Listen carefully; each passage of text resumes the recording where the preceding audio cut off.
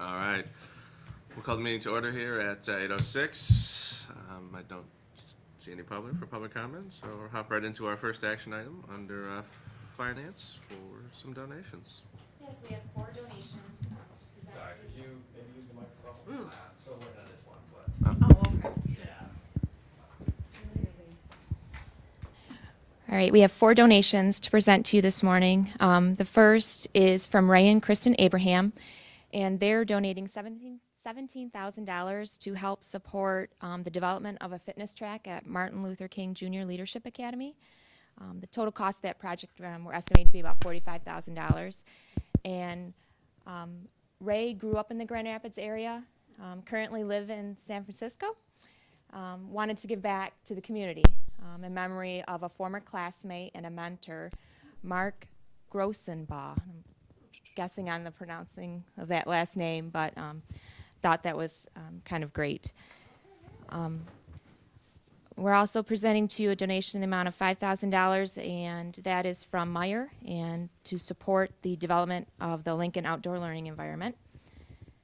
From the Paragrow Company Charitable Foundation, they're donating $3,000 for scholarships and math and science activities at our School of Health Science and Technology.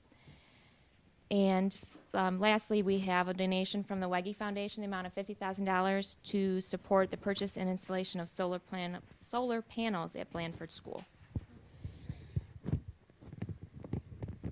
Any questions about the donations? I just have one quick one about the location of the fitness track at MLK. I just can't, I mean, there's limited space there. Is it outside or? I'm going to have Mr. Smart. He's been involved in that project from the beginning, so I think that we'll hear from him. Yes, if you look at towards the north of the building, north of the playground, there is an open field. And the idea, the plan that we are starting to develop includes going on the perimeter of that green space to have that fitness track. The idea is that it will have some exercise equipment. And we're hoping, if the budget allows, to be able to somewhat level the field a little bit better to make it into a soccer field as well.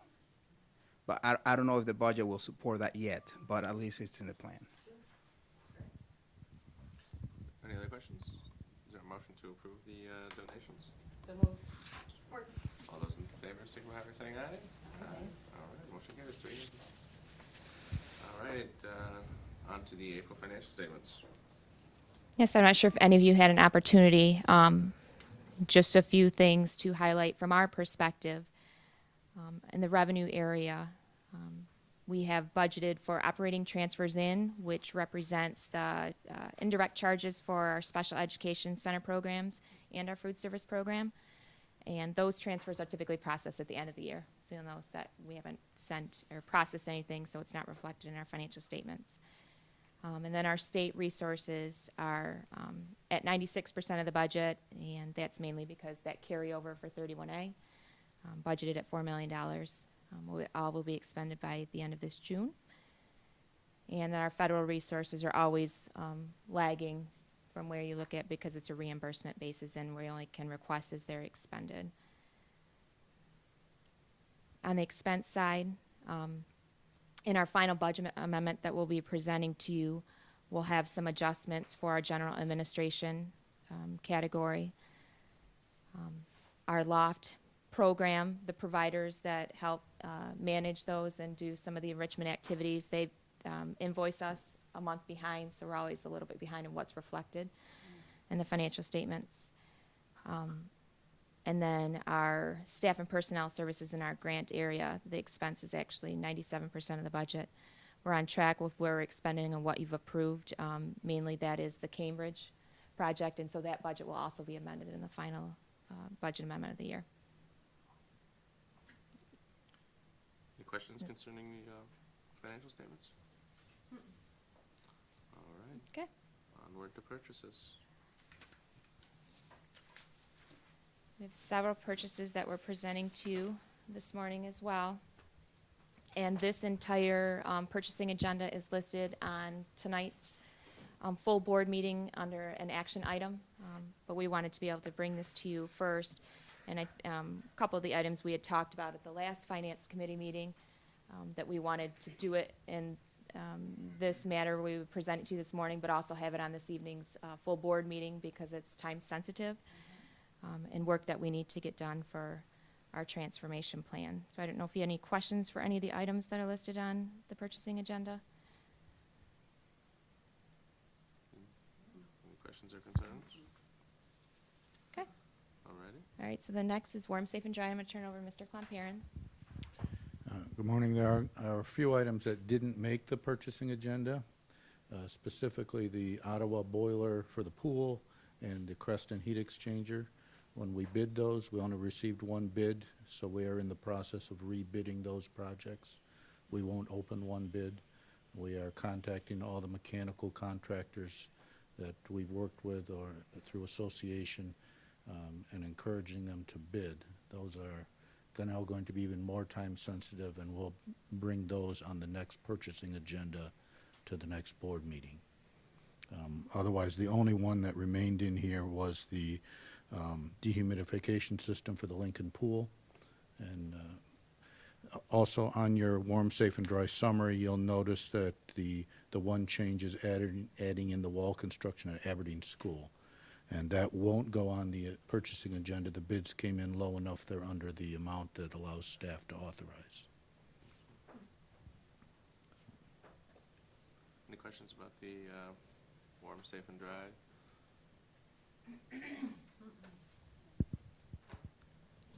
All right. On to the budget calendar here. On to the budget calendar. We do have a change in our budget calendar and our timing. We have added a special Finance Committee meeting for June 10th at 8 a.m. That meeting will be specifically for the presentation of the 2012-2013 budget amendment, the final budget amendment for this fiscal year, as well as the 2013-2014 budget. So we'll bring that to you at that special meeting on June 10th, and then it will be presented to the full board at the June 17th meeting. We will also include in that June 10th meeting our large purchasing agenda, which is a lot of the renewals that we will have for next year. So our consumers' energy, our audit services, a lot of our MIS licenses that we have for the year, and things of that nature will be presented to you as well. We are working on our budget hearing. We're required to hold a budget hearing before the board adopts the budget.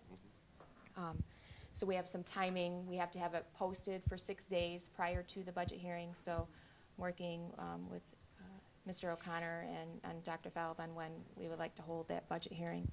We've done it a couple different ways in the past, where we've had it the hour, half an hour before that evening's board meeting, or we've held a separate meeting as well. So we're just waiting on some direction for that and what you would want to do.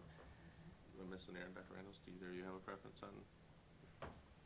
I think with this one being so light, probably just before the board meeting should be sufficient. Okay, yeah, the last couple of years when we've done it as a separate meeting, we really haven't had a turnout in anticipation of having people come, so. Okay. I think that's what we all kind of agree with. Okay, so we'll look at scheduling maybe something at 5:30 that evening, Perfect. and then that'll give us time for the full board meeting to start at 6:30. Excellent. Okay, Very all good. right, I will move forward with that. That is all I have for you. All right. Anyone else have anything they need to bring up on?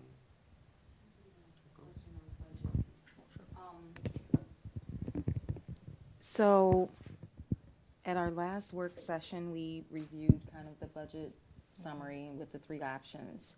And then, obviously, Lansing will make a decision. I'm guessing it was this month that they're planning to have that decided. Yep. So, and then you have we're talking about when the hearing will be, and then the finance meeting, there will be the budget review for 13-14. It doesn't seem like we're talking about it as frequently as we've done in the past. And, I know it isn't this, huge cut dollar amount, and I don't know if that's the reason, but I'm wondering, what else are we planning between now and the end of June to kind of make sure that the public, because the first discussion was down here, Yep, work right, session, the public right. didn't hear it. You know, the same thing will kind of occur in June at the Finance Committee meeting. There really won't be a whole lot of public participating, and so are we Sure. doing anything at Well, the we can regular certainly look meetings? at, and I can work with superintendent, we can maybe do something at the full board meeting on June 3rd. Yeah, So that would be a little bit more open and give everybody an idea of what we've been hearing.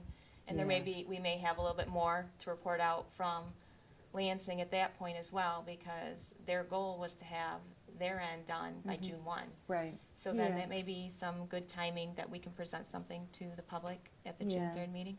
So then the other piece, the part two to that question then is, are we planning to only use fund balance dollars to offset the cuts? Or is the district looking at doing other things to offset the cuts? And if we are, I think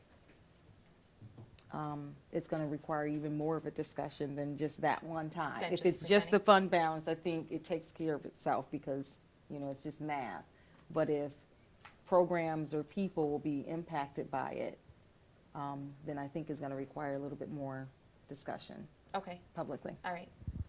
But I think too, just so everyone is aware of what they had the revenue estimating conference last week, things were much brighter than anticipated. However, there's still a big fight going on about how they're going to use that, whether they're gonna stick it in the rainy day fund, whether it's gonna be Right. allocated to roads, or, you know, whether they're gonna give some back to public education. So, they're still figuring that all out. Exactly. Anything else, Marilyn? I do have one question about, and I'm opening a big can of worms that I don't know anything about, so, but the MIS business, I've talked to other people on school boards, and some of their districts are switching from Microsoft Outlook and the various Microsoft platforms to Google, and I see that we've done that a little bit, and it's a tremendous cost savings in terms of licensing and people power that you require. And I don't know that we've ever looked into that, or if there's any consideration to look through that, but that, and where we have an impact or not. But, no, the buzz I've heard is that it's significant savings if you can. Of course, it would be migration costs and transferring to new, but I know we just recently bought a new server, or switched over from, a year and a half ago. So, I just raise that as a, Okay. Something to look into. mhm. Sure, we will. All right, well, if nothing else, then, this meeting's adjourned.